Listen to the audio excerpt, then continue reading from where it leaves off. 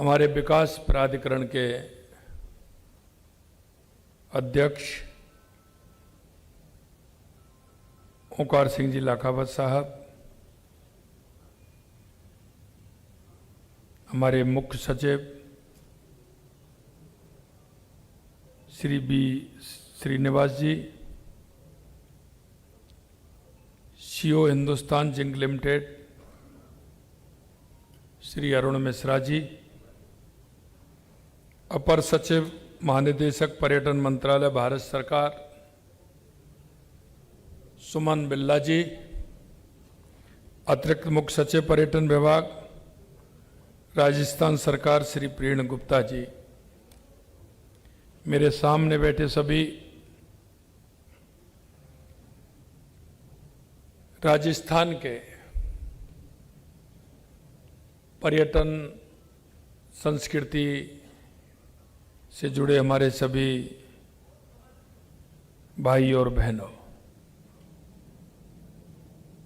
मुझे पता है कि इस कार्यक्रम में होटल से जुड़े भी हमारे साथी आए हैं।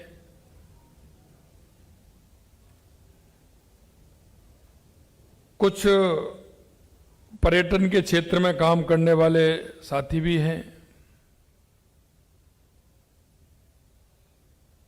कुछ हमारे पर्यटन को बढ़ावा देने वाले हमारे गाइड्स भी हैं, कुछ पर्यटन को सुविधा देने वाले हमारे ट्रेवल एजेंसियों के मुख्य लोग भी हैं। आज का ये आयोजन राजस्थान के वैश्विक पर्यटन मानचित्र पर एक प्रमुख केंद्र के रूप में स्थापित करने की हम सभी की सामूहिक प्रतिबद्धता है। इसलिए हम सभी यहां आए हैं। भाइयों बहनों, मैं सिर्फ आपसे इतना आग्रह करना चाहता हूं, क्योंकि आप देश दुनिया में जाते हैं, देश के अंदर भी विभिन्न प्रांतों में जाते हैं, पर्यटन स्थलों पर भी जाते हैं। आप जब जाते हैं तो आप निश्चित रूप से महसूस करते होंगे, देश और दुनिया में अगर आपको कहीं अपनी ओर खींचता होगा तो जैसा मेरे को लगता है वो सबसे पहला नंबर राजस्थान का होगा। ये भी मैं आपसे कहना चाहता हूं। मैं इस बात को भी जानता हूं कि हमारी सरकार ने लगातार इस पर्यटन के क्षेत्र में काम कर रही है। हमने प्रवासी राजस्थानों को भी अपनी मातृभूमि से और भावनात्मक रूप से जुड़ने का अवसर भी हमने दिया है, बल्कि उन्हें राज्य के विकास में सहभागिता का मौका भी हम देने जा रहे हैं। देश के यशस्वी प्रधानमंत्री नरेंद्र मोदी जी के नेतृत्व में हमारी सरकार को 23 महीने हुए हैं। लगातार हमारी सरकार राजस्थान के हर क्षेत्र में काम कर रही है। और मैं आपको यह भी बताना चाहता हूं कि राजस्थान पोटेंशियल है, राजस्थान में बहुत सारी संभावनाएं हैं। पर्यटन का क्षेत्र तो है ही, लेकिन कोई भी क्षेत्र ऐसा नहीं है जिसमें राजस्थान आगे नहीं बढ़ सकता। आज आप देख रहे हैं, हम जब राज्य सरकार की बात करते हैं 2 साल के कार्यकाल की, तो लगभग 11 विभागों में हम देश में पहले नंबर हैं। जो हमारी राजस्थान की सरकार काम कर रही है। और आपको मैं ये भी बताना चाहता हूं कि राजस्थान का इतिहास भी गौरवशाली है। जब राजस्थान का इतिहास पढ़ते हैं तो शरीर के अंदर एक जो भाव पैदा होता है वो शरीर के अंदर कंपन पैदा कर देता है।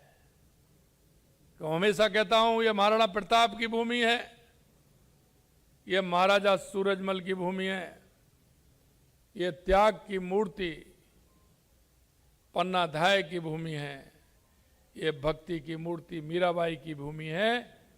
और ये अपने आप को पर्यावरण के लिए समाप्त कर दे, ये उस ऐसी हमारी माँ।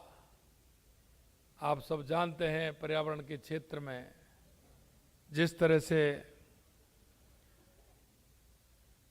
हमारे राजस्थान की स्थिति है,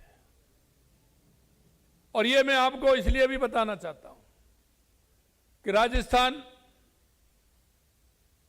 रेगिस्तान के रूप में पहचाना जाता है, और जब रेगिस्तान के रूप में पहचाना जाता है तो हमारी ड्यूटी और ज्यादा बनती है कि हम पर्यावरण का ध्यान देते हुए काम करें,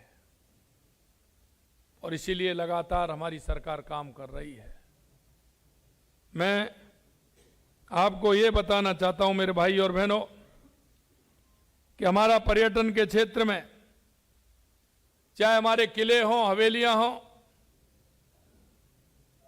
हमारे मरुस्थल हो। अब दुबई जाते हैं, लेकिन आपने देखा है कि हमारा जैसलमेर बाड़मेर के अंदर जो दुबई में भी नहीं होगा वो राजस्थान के अंदर है। एक तरफ रेगिस्तान है तो दूसरी तरफ झीलों की नगरी भी है। चाहे हमारा उदयपुर हो, राजसमंद हो, आने वाले समय में बांसवाड़ा भी बनने वाला है, माउंट आबू भी है। तो मैं कहना चाहता हूं कि यहां राजस्थान के अंदर पर्यटन की दृष्टि से आप देखेंगे, एक तरफ रेगिस्तान देखेंगे, दूसरी तरफ झीलें भी देखेंगे, तीसरी तरफ यहां के अभ्यारण्य भी देखेंगे।